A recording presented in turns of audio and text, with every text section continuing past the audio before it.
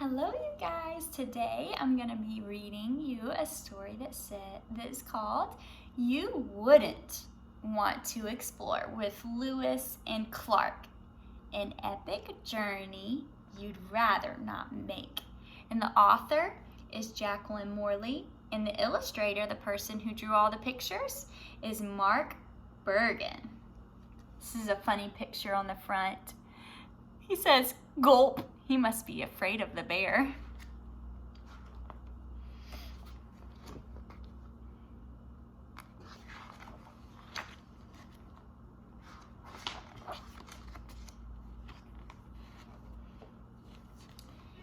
It's 1803, and Thomas Jefferson, the third president of the United States, hey, we studied him, has commissioned an expedition to find a route across North America from the Atlantic to the Pacific through the territory known as the Louisiana Purchase. If a way through the wilderness can be found, American traders can capture the rich Pacific Coast fur trade and establish U.S. rights to the land. Then the American nation can expand across the whole continent.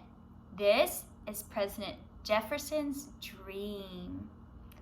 Most members of the expedition are soldiers in the U.S. Army, and you are one of them. What hardships await you on your epic journey? This looks like a soldier. The way to the west. Jefferson has appointed a young Army officer, Captain Meriwether Lewis, to lead the expedition. Lewis's first task is to follow the Missouri River and discover its source in the Rocky Mountains. Few Europeans have seen the Rockies, but Native Americans have lived there for centuries. Beyond the mountains is the Columbia River.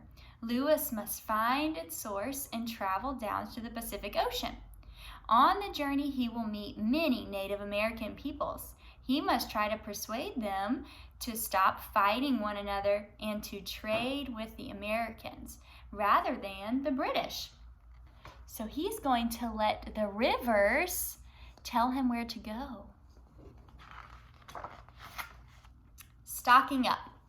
Lewis sails down the Ohio River to meet Clarke, the two captains with a crew of about 15. Then set off in two small open boats and a larger river barge. They reached the Mississippi in November 1803, but they are running late because the boat was finished later than planned. They can't continue up the Mississippi River because it freezes in the winter. So the team has to spend the winter camped near St. Louis. Here, they train for life in the wilderness. The boat is awkward to handle, so the captains take on more crew members. That means buying more supplies. This is their boat. Across the plains. The expedition, plains, is that a habitat we've been studying? The expedition inches its way upriver through lush prairies. It travels around 20 miles on a good day, but much less when strong currents prevent rowing and the team has to struggle with tow lines along the riverbank. But by August, you are entering a vast grassland. That's another habitat. Home to many Plains Indian cultures. Here, the captains get their first chance to deliver the president's peace message. It gets a mixed welcome, especially to one tribe who do not like the white traders. See, they don't want him there. The peace message didn't work with them. A harsh winter. By late October 1804, with winter closing in, you are in an area that will later be called North Dakota. So it wasn't North Dakota yet because they didn't even have a map of the west part of the United States. Your aim is to reach winter quarters at a group of villages along the Hidatsa and Mandan peoples. This is the farthest point along the Missouri that white traders had visited. When you get there, you are snowed in for 5 months. Fortunately, the Mandan and their chief Shiki has welcomed you and they get along with you. On New Year's Day, some of the crew dance for the Mandan. York is considered the best dancer. So this is York as they're celebrating New Year's Day with the tribe that's helping them out. This is Sacagawea. She is one of the women from the tribe. The Great Falls. The team, now 30 men, remember they had to get more people because of the boats and the rowing, plus a mother and baby, sets off in the boats and canoes. Here, the plains are home to wolves and grizzly bears. The river runs under cliffs that come right to the water's edge. Headwinds batter the boats as you help to tow them through the shallows. Your back is burned by the sun. Your legs are numbed by the icy water. On June 13th, 1805, you reach the Great Falls of the Missouri. Not the one waterfall that the Hidatsa described, but a series of 5, stretching for more than 5 miles. Can a boat go down a waterfall? I don't know what they're going to do. The boats have to be transported over land in blistering heat. Wow, look at those, all of those waterfalls that they have to make it over. And they have to carry them by land, carry their boats into the Rockies. Rockies are large mountains. By August 1805, you are high in the Rockies, where the river has shrunk to a stream. Boulders and rapids make canoe travel impossible.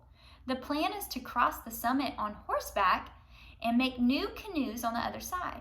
But first, you have to find horses. The Hidatsa have told you that the local Shoshone have horses for sale, but there are no Shoshone anywhere. If you can't get across the Rockies before it snows, you'll be in serious trouble. So they're traveling through the Rockies in a small stream, but the stream kind of goes to a very small and you can't fit a canoe down it. So now they're looking for people that will give them horses to continue their travel out west. Meeting the Shoshone. The Shoshone is a tribe. Beyond the summit, Lewis finally meets the Shoshone. They are welcoming, but they are wary of selling him horses. They fear he might be allied with their enemies, the Blackfeet. That's another tribe.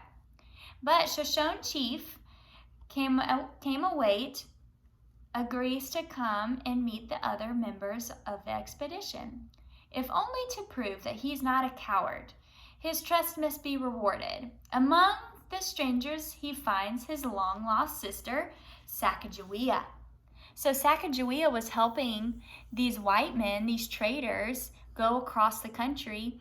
And when he met the Shoshone tribe, when the traders met the Shoshone tribe, one of the Shoshone members saw Sacagawea, and it helped them make friends. And I think it might have helped them get the horses.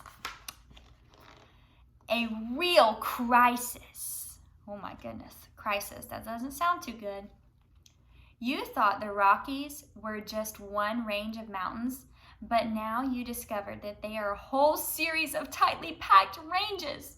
Your guide leads you along narrow ridges and down steep slopes. Horses and men struggle constantly to keep their footing. In some places there is no trail, and even Toby, the guide, gets slightly lost. He tells you that if you had taken a different route from the Great Falls in the first place, you could have completed your journey in 5 days instead of 51.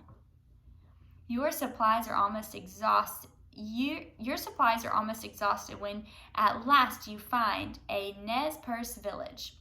Its people lead you to the westward flowing Clearwater River. Do you think this is the last river that they're going to get to help them go all the way to the Pacific Ocean? The Columbia River. Overjoyed to be on the river again, the captains are now eager to keep moving at all costs. The Clearwater is a swift-flowing mountain river full of rapids that shoot recklessly. The canoes are then swept into a powerful Snake River, which flows west through deep canyons. On October 18th, you finally enter the Columbia River. The local Chinook people look on in amazement as you shoot the fearsome rapids. At last, the end of your journey is in sight. Your triumphant team of explorers is approaching the Pacific River. So it's Lewis and Clarke, and they're in their canoe making the trip on the last river to try to get to the Pacific Ocean, because all rivers lead to the ocean, right? On the Pacific coast. Ooh, I wonder if they made it. After weeks camped on the Columbia estuary, the team finds a sheltered spot for a winter home. You name it Fort Clatsop, after the local Native American people. The Clatsop are welcoming and willing to sell food, but you have very few goods left to trade with them. You had hoped to find an American ship that could take you home, or a trading post where you could buy goods on credit. But there is no sign of either. You will have to go back the way you came. So this is them, and they have very few things to trade, because remember, nothing's for free. So back in the day, they didn't use money, they traded goods. Remember, we studied goods when we talked about economics. A hero's welcome. By May 1806, you have collected the horses that you left with Nez Perce, and you have headed back into the mountains. The trail is blocked by snow, but you are rescued and guided by some Nez Perce. The party then splits up. You go with Lewis to explore a muddy river that you saw last year. There you have the expedition's only serious clash with the Native Americans. Clarke heads down the Yellowstone River to Missouri, where the two teams meet up again. 2 months later, you all return to St. Louis to a hero's welcome. So they split up. One group went with Lewis and one group went with Clarke, and they're trying to make it back to where they came from. So they're having to go the back way. What happened next? Did you guys enjoy your journey with Lewis and Clarke? It's kind of hard. What happened next? With your help, Lewis and Clarke have achieved almost everything that President Jefferson hoped for. I bet he was feeling proud. They have mapped the way to the Pacific and made many new scientific discoveries. Unfortunately, the route is far more difficult than Jefferson had imagined. Instead of an easy waterway, you found tremendous mountains for 60 miles that are covered with eternal snows. But you also found rivers with more beavers than any other streams on Earth.